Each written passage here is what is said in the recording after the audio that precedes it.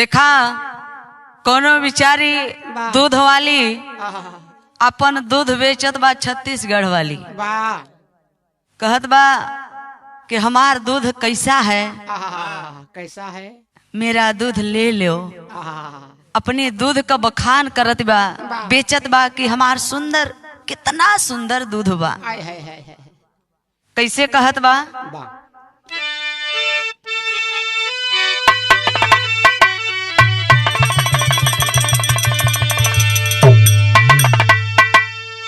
बिचारी दूध का कितना सुंदर वर्णन करत बा। उ गांव में हिरन बिचारी दूध बेचती बा। कैसे, अहिराने में घोसल बा और बेचत बा है। दूध ले ले, दूध ले ले, दूध ले ले, दूध ले ले, ले ले ले ले ले ले ले ले, दूध दे दे, दूध दे दे, दूध दे दे, दे दे दे दे दे दे, ले ले ले ले ले ले, दे दे दे दे, ले लियो दूध मेरा। बात तेरा दूध एकदम गड़बड़ है। नहीं, मेरा दूध बहुत मीठा है, मीठा बा, लेकिन उसमें पानी भी डाला है। नहीं, खाई लियो। बात दे दियो। मुंडा दूध ले लो। बात दे दे। दूध ले ले, अरे दूध ले ले, दूध ले ले, दूध ले ले ले ले ले ले, दूध ले ले परदेसी बाबू, तेरे गाँव आयो दूध ले ले।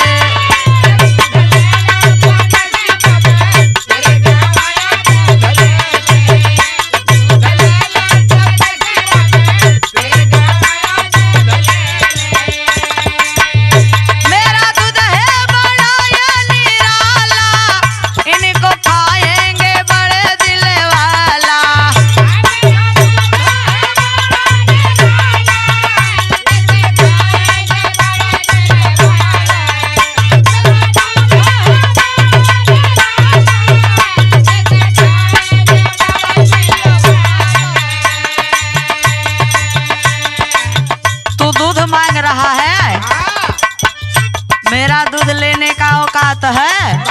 अरे तो दाम बताइए। बड़े बड़े दिल वाले ही खा सकते हैं मेरा दूध। क्या मेरे पास दिल नहीं है क्या? नहीं, मेरा दूध है बड़ा या निराला, इनको खाएंगे बड़े दिल वाला।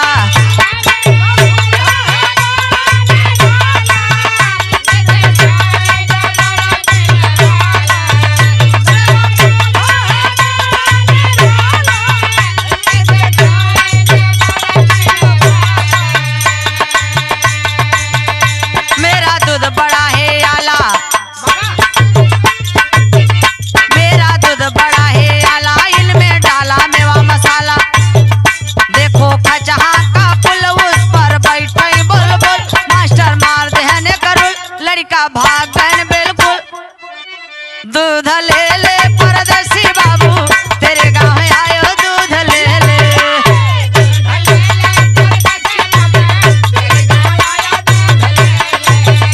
दूध ले ले परदेसी बाबू।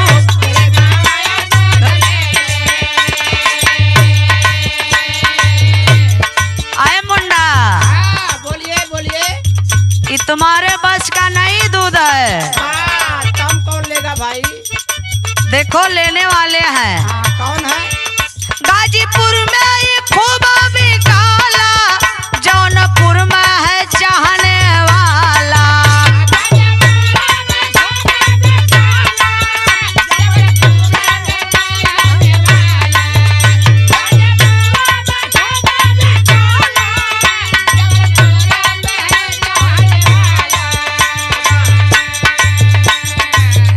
जानते हैं गाजीपुर में खरीदने वाले हैं कौन? सक्कापुर के प्रधान शुक्ला जी। प्रधान सक्कापुर के प्रधान शुक्ल जी और मनोज जल छत्री बड़े बड़े खरीदने वाले हैं। अर्जुन कश्यप जी। अरे वाह। गाजीपुर में। और जौनपुर में जानते हैं राम आश्रय यादव, चंद्रभूषण यादव। अरे वाह।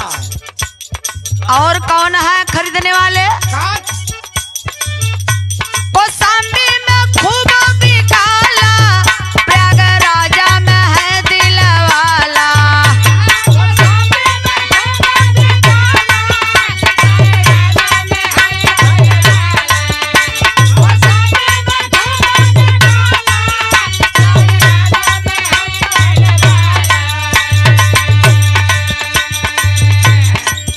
कौशाम्बी में जानते हैं थांबा मंझनपुर अलावल के हो मान सिंह यादव प्रधान जी। बहुत बड़े खरीदार हैं दूध के।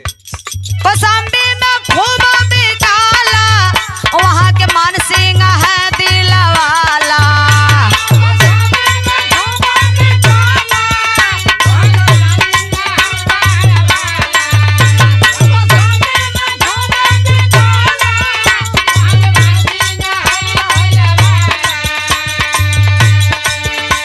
बनारस में खूब बेचाला, भदोही में रोजे उजाला।